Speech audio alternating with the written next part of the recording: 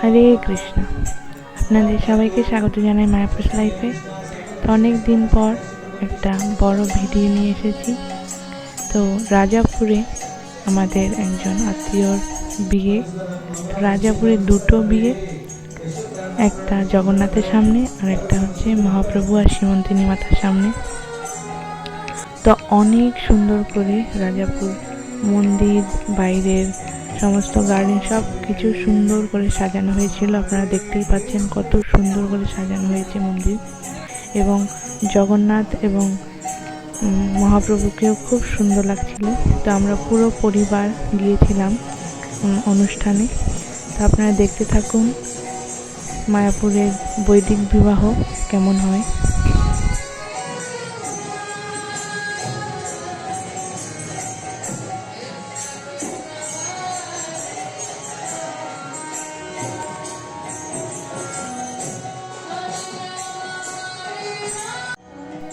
মহাপ্রভু এবং শ্রীমন্তিনী মাতার সামনে যে বিয়েটা হচ্ছিল সেখানে আমাদের নিমন্ত্রণ ছিল। ওখানে গঙ্গা আর অরিন্দম প্রভুর বিয়ে। তো খুব সুন্দর করে পুরো রাজাপুরটাকে সাজানো হয়েছিল, চমৎকার লাগছিল। রাত্রিবেলা আরও অনেক সুন্দর লাইটিং করা হয়েছিল, মহাদেবকেও খুব সুন্দর লাগছিল। তো আমরা এখন যাচ্ছি, আপনারা দেখতে থাকুন। খুব সুন্দর করে দুটো বিয়েতেই খুব সুন্দর সাজানো হয়েছে। তো আমরা এই বিয়েটায় যাচ্ছি।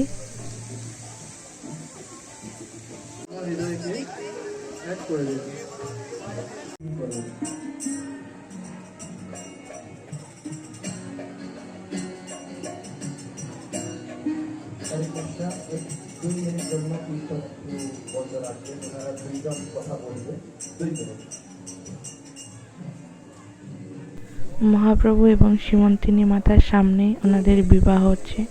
অনেক সৌভাগ্য, অনেক আশীর্বাদ রয়েছে ভগবানের।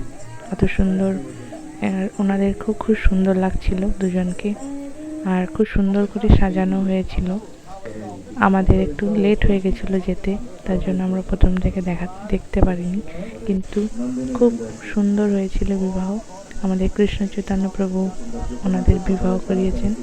আপনারা অনেকেই হয়তো ওনাকে চেনেন।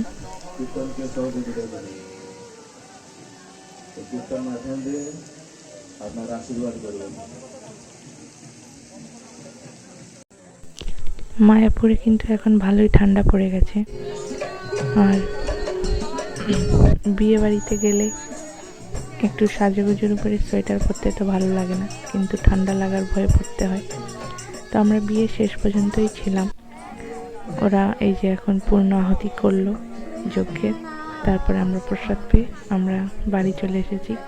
তো যাদের মায়াপুরে বিয়ে করতে চান, এখানে এসে জগন্নাথের সামনে বা মহাপ্রভুর সামনে আপনারা অবশ্যই করতে পারেন। তো এই ভিডিওটা এখানেই রাখছি। সবাই ভালো থাকবেন, সুস্থ থাকবেন, আর ভিডিওটা কেমন হলো অবশ্যই কমেন্ট করে জানাবেন। হরে কৃষ্ণ।